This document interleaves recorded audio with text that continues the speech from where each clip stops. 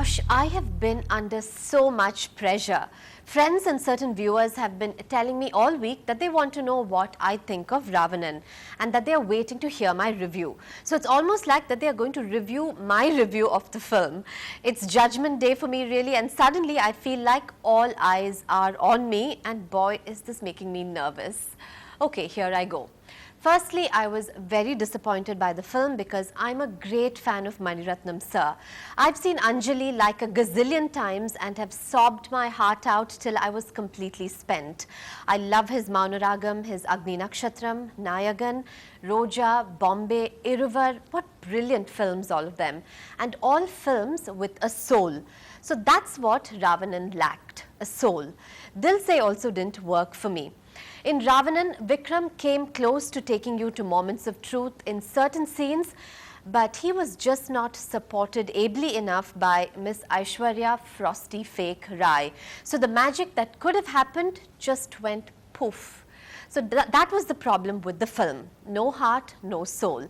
But let me tell you, my mother, she's defending the film stoutly. She was most upset when I distracted her by squirming in my seat. She reprimanded me by saying, "Oh, Anu, you're such a nitpicker. Just look at the cinematography. Look how hard the actors have worked. What shots," and so on and so forth. Gasps, loud intakes of breath, murmurs of awed appreciation from my mother beside me in the theatre.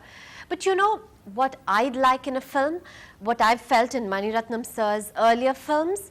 A sense of going deep and quiet, a sense of nothing else in the world existing except the lives of the people on screen, and a sense of catharsis at the end of it all. Ravanan was all visual drama and cleverness and nothing else. In this reimagining of the Ramayana, Veera, a dreaded Veerappan-type figure, kidnaps Ragini, wife of Inspector Dev. She is taken to his deep-in-the-jungles hideout, and one moment is bound and writhing, and the next moment is unbound and standing lissom and fearless, looking Veera straight in the eye. And of course, Veera's strong beating heart begins to miss beats.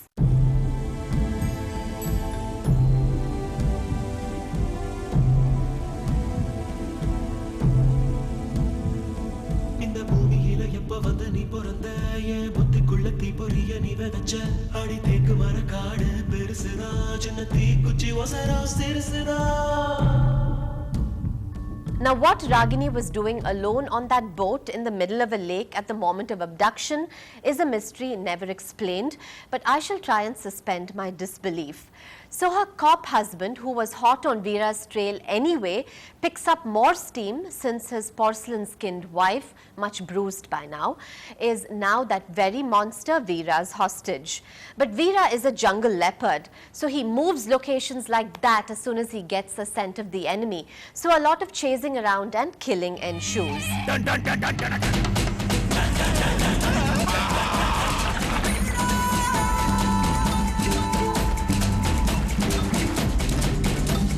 In the meanwhile, as I said, Veera is slowly melting and thawing at the bravado exhibited by Ragini. Ragini, with her flying hair, fiery temper, fits of rage, and the way in a bid to escape, she flies off a precipice into the rushing waters below, only to be arrested by a tree branch which snaps, and she and it float down poetically towards the white, angry rapids below. That scene I thought was superbly shot. Do we have that scene? No, we don't, so I guess you have to watch the film. Anyway, Ragini too is moved by this beast of a handsome hunk, but only when she hears the story of how his sister, played by a most dusky and attractive Priyamani, died. Now that tragedy has something to do with Dev, who was indirectly responsible for her death. So there's a history already between the two men.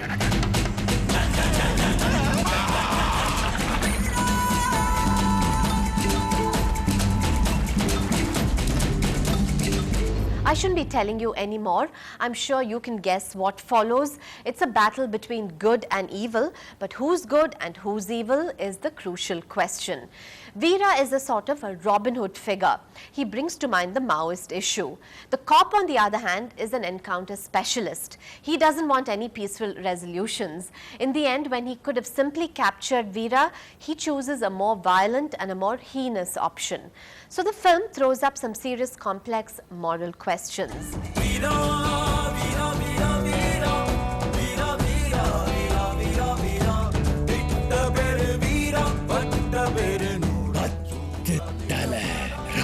Let's look at the Ramayana parallels now. Karthik plays a forest guard who monkeys around helping Dev. Read Hanuman. Veera's sister commits suicide after being gang raped by a bunch of policemen. She is earlier hauled up by her nose and insulted. Read Shurpanaka. The whole kidnap, hunt, rescue ordeal goes on for 14 days. The hanging bridge upon which the final battle takes place, and finally the husband suspecting the chastity of his wife dressed in blinding white. All very well and all that. Now the actors. Aishwarya as Ragini may have done it for Veera, but she doesn't do it for me. She's very lithe and impressively fit, performing all those acrobatics. According to various gushy articles, she gave the men a run for their money in terms of the daredevil stunts she performed. She's a wonderful dancer, looks like an apsara from the heavens, but doesn't move you like a Manisha Koirala or a Kajol can. Prithviraj makes a good cop but is very one-dimensional. Maybe it's just the role that leaves him no room for any character development because he's a wonderful actor otherwise. Vikram steals the show. He's your noble savage, grappling with way too many emotions, and he does complete justice to them all. I particularly love the scene where he finds his to-be brother-in-law who has slipped into the courtyard where the bride is. Vikram reprimands him. It's a gem of a scene. Or the way he's bewildered and tries to understand what Ragini is doing to his stone heart. Yeah, Vikram holds the holds the film up with his well-toned biceps.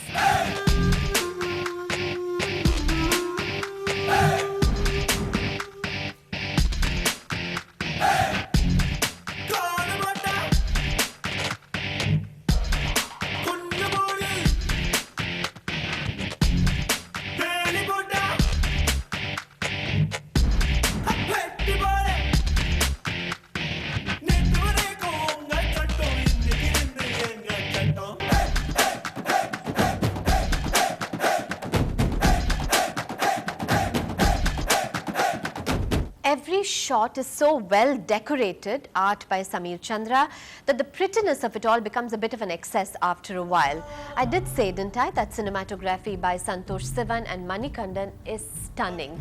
Music by A.R. Rahman grows on you and you can't stop humming the numbers, but honestly, I prefer some of his older music any day from Roja or Bombay.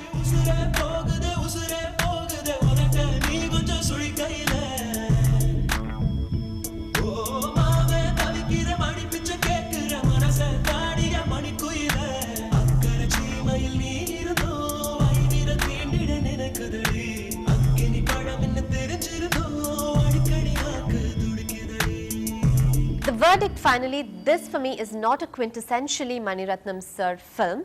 I was restless after watching it and it left me feeling quite empty. You know, I've outgrown that stage where I can get turned on by just lush visuals and clever shots and editing. I need more, much, much more. I want to feel moved. I want to feel chastened and uplifted and provoked, especially after a long drive to the theatre. And Ravanan did none of that for me, unfortunately. I give the film 2 stars. Stay tuned. Coming up, we have for you Robin Hood. It means never give up. What we ask for is liberty. Liberty by law.